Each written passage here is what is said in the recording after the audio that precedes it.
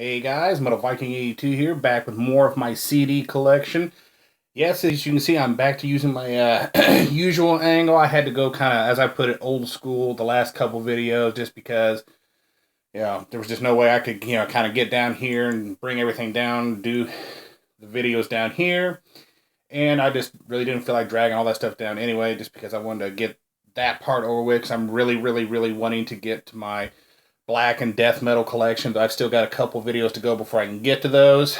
And yeah, these ones here, just kind of a little bit of random stuff, some rock and other things like that. It's just going to be kind of a random one here, and then the next ones are probably going to be, finishing up kind of the power metal stuff, and then getting into the thrash and speed metal stuff like that, and then eventually we're going to get down into the really good stuff.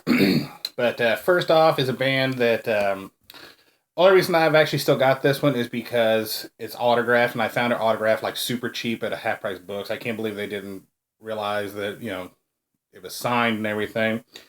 But I really enjoyed this band at first, and I don't know, it just seemed like I kind of grew out of them, I guess you can say. I just didn't enjoy them as much as I used to, but I keep this, like I said, just because it's signed, and that's an Anvil with This Is 13, as you can see, signed by the band. I found that, like I said, at a half price books, and I did have one other Anvil CD, and like I said, I got rid of it, and I had an Anvil shirt, and I got rid of it just because I don't know. I don't know if it's because all the hype that they were getting after their movie came out or what. I just kind of lost interest, and who knows? Maybe down the line I'll end up getting back into them. I don't know. My friend made me some CDRs of all their albums at one point, and I've still got those. So who knows? Maybe I'll go that. Excuse me. Go back and revisit those at some point. Then we have Animals as Leaders, The Joy of Motion. And this took a couple spins before I could actually kind of get into it, but I really do like it. I mean, I'm not, I don't listen to a whole lot of instrumental metal, but that band is actually pretty darn good, I gotta say. And then we got White Snake, Good to Be Bad. Like I said, this is just going to be kind of random, so, you're going to see all kinds of different stuff in here. Then we have Black Country Communion, self-titled. I still got to pick up the other stuff they put out. I don't know why. I just kind of forgot to start getting them again. We have Leonard Skinner, God and Guns. Really good album. This is Lita Ford with Stiletto. And I believe this is a Dangerous Curves. Then we have Living Like a Runaway. I enjoy Lita Ford. I haven't listened to a whole lot of her stuff, as you can tell, but what I've heard, I've really enjoyed.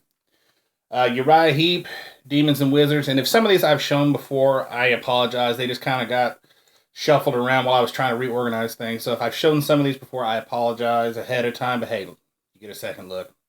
But yeah, Demons and Wizards by Uriah Heep, really good album. As is this one, The Magician's Birthday.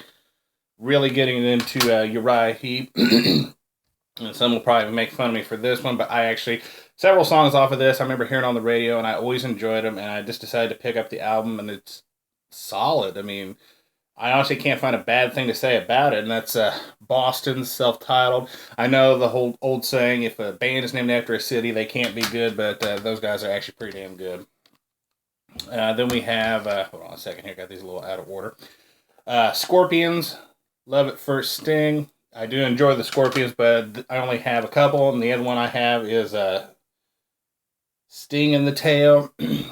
I really need to pick up some of their older albums, though I don't really like, when they started doing stuff like Winds of Change and things like that. I really don't care for that, but their early stuff is fucking amazing.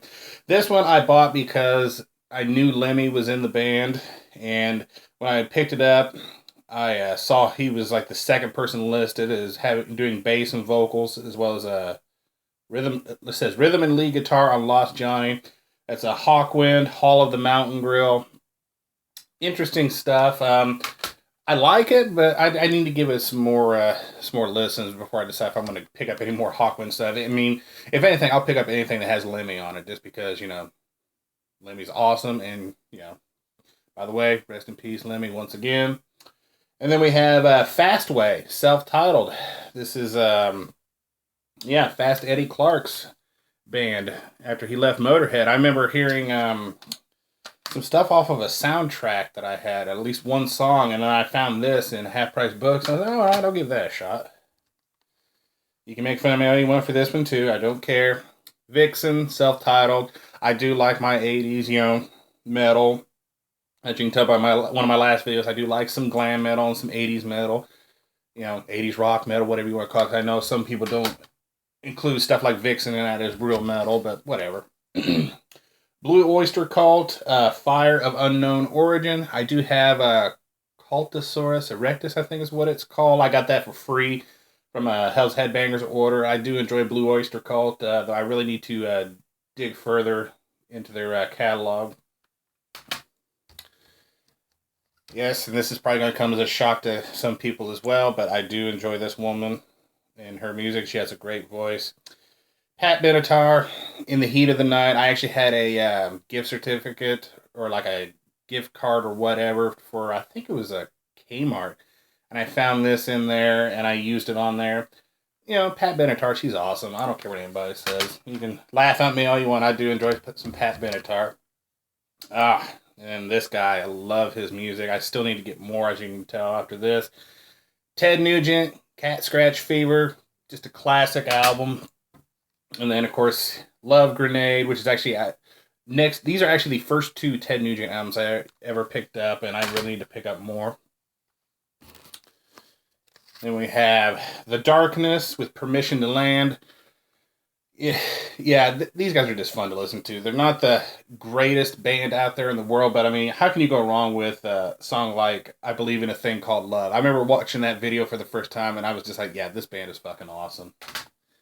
And I got their latest one. No, actually, I think they got a new one out, but this was their latest one to me anyway. Hotcakes. Not too bad, though. I think Permission to Land is a better album. And then we're going to finish off with a band that really needs no introduction. AC/DC, Dirty Deeds Done Dirt Cheap. This is High Voltage. And Let There Be Rock. If You Want Blood, You've Got It. And, of course, the classic, Highway to Hell.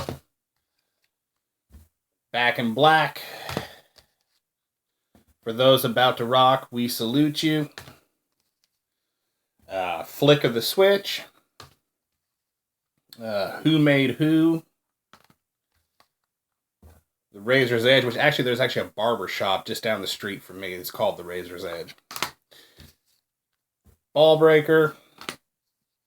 We have AC/DC Live. This is the 2-disc edition. I know there's a single disc edition, but I had to get the 2-disc just because, I love AC/DC. And the last album I actually have from them is Black Ice. I really need to go back and complete my AC/DC collection here at some point.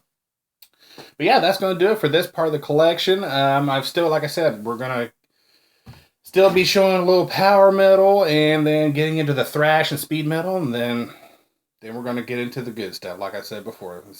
I'm really excited to show off that because I've got a lot of cool black and death metal bands. And yes, there is some deathcore in there. I'm going to warn some people because I know a lot of people don't like deathcore, which I didn't at first, but then I slowly started to get into it. It's just like with any other genre. There's good and there's bad. You just got to kind of weed out the bad and go for the good. So, yeah, thanks a lot for watching and subscribing. And until next time, stay brutal.